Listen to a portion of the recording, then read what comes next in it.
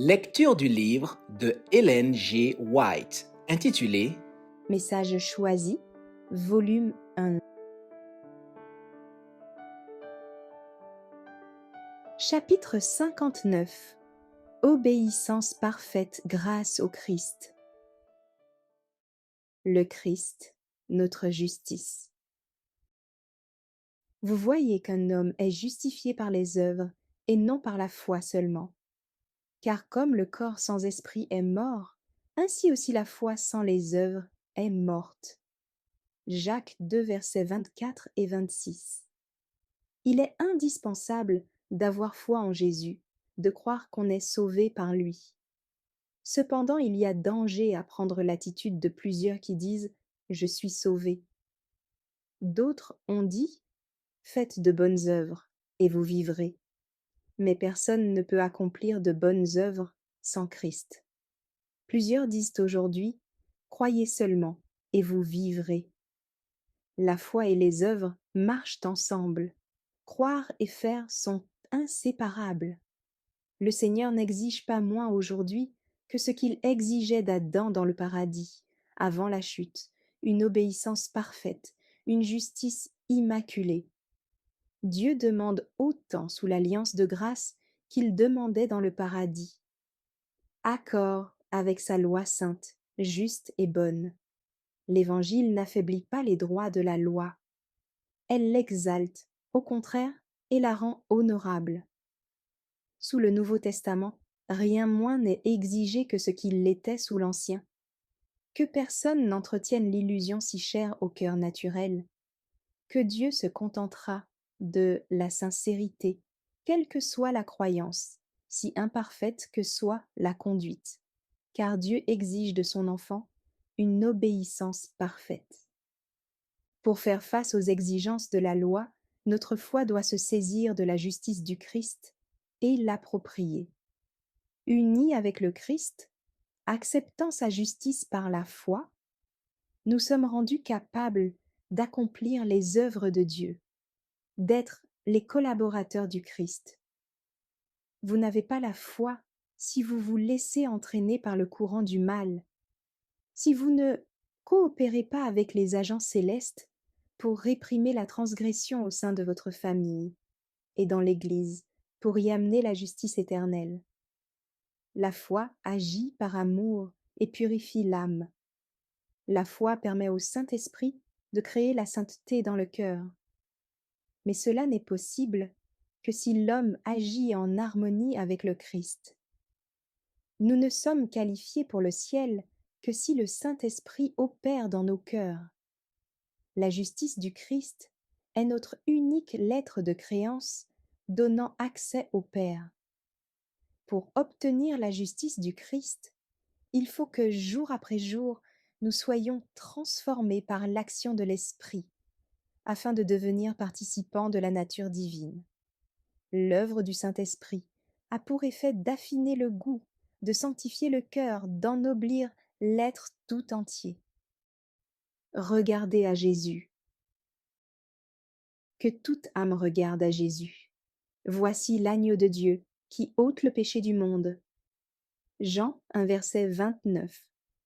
Personne n'est contraint de regarder au Christ. Néanmoins, l'invitation est donnée avec instance et tendresse. Regardez et vous vivrez. Si nous regardons à Jésus, nous verrons que son amour est sans pareil, qu'il a pris la place du pécheur coupable et lui a imputé sa justice immaculée. Quand le pécheur voit son Sauveur mourant sur la croix, à sa place, sous la malédiction du péché, quand il contemple son amour qui pardonne, l'amour naît dans son cœur. Alors le pécheur aime le Christ qu'il a aimé le premier. Or l'amour est l'accomplissement de la loi. L'âme repentante comprend que Dieu est fidèle et juste pour nous, pardonner nos péchés, et pour nous purifier de toute iniquité.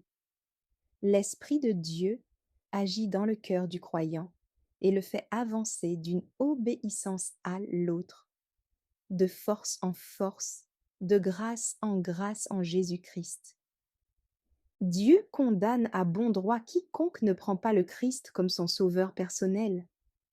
mais il pardonne à celui qui s'approche de lui avec foi. Il le rend capable d'opérer les œuvres de Dieu et de devenir un avec le Christ par la foi. Jésus a dit à ce propos, « Moi en eux et toi en moi, afin qu'ils soient parfaitement un. » Cette unité produit la perfection du caractère, et que le monde connaisse que tu m'as envoyé et que tu les as aimés comme tu m'as aimé. Jean 17, verset 23. Le Seigneur a amplement pourvu à ce que l'homme ait un salut complet et gratuit, et qu'il devienne parfait en lui. Dieu veut que ses enfants jouissent des brillants rayons du soleil de justice, qu'ils aient la lumière de la vérité. Dieu a pourvu au salut du monde à un prix d'une valeur infinie, le don de son Fils unique. L'apôtre a dit, « Lui, qui n'a point épargné son propre Fils, mais qui l'a livré pour nous tous, comment ne nous donnera-t-il pas aussi toutes choses avec lui ?» Romains 8, verset 32. Si donc nous ne sommes pas sauvés, ce ne sera pas la faute de Dieu, mais la nôtre, parce que nous aurons négligé de coopérer avec les agents divins. Notre volonté n'aura pas coïncidé avec celle de Dieu. Le Rédempteur du monde a caché sa divinité sous son humanité afin d'atteindre les hommes. Il a fallu le divin et l'humain pour apporter au monde le salut rendu nécessaire par la chute. La divinité avait besoin de l'humanité pour établir une communication entre Dieu et l'homme.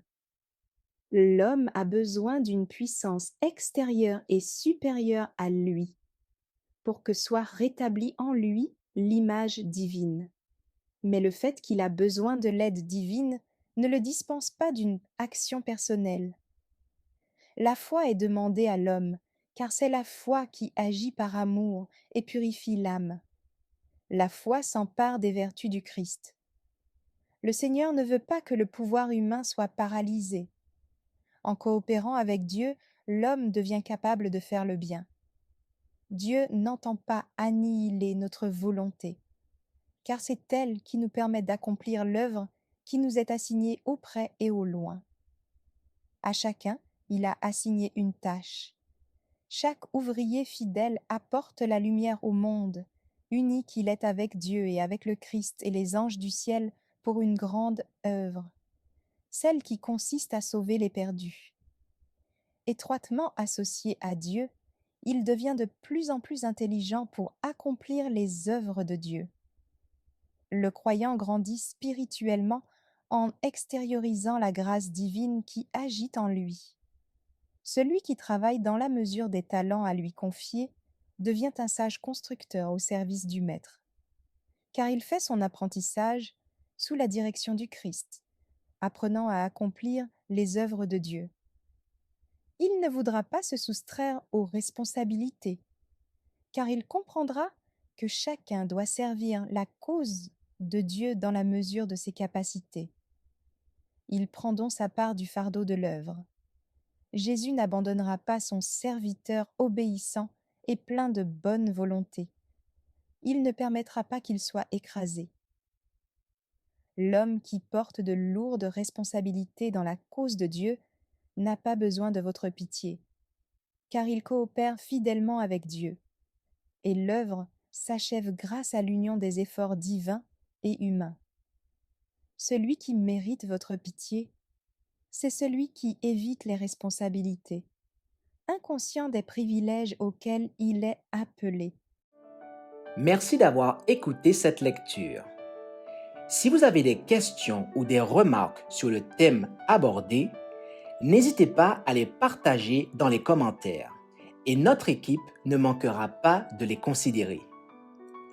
À bientôt sur lereste.org.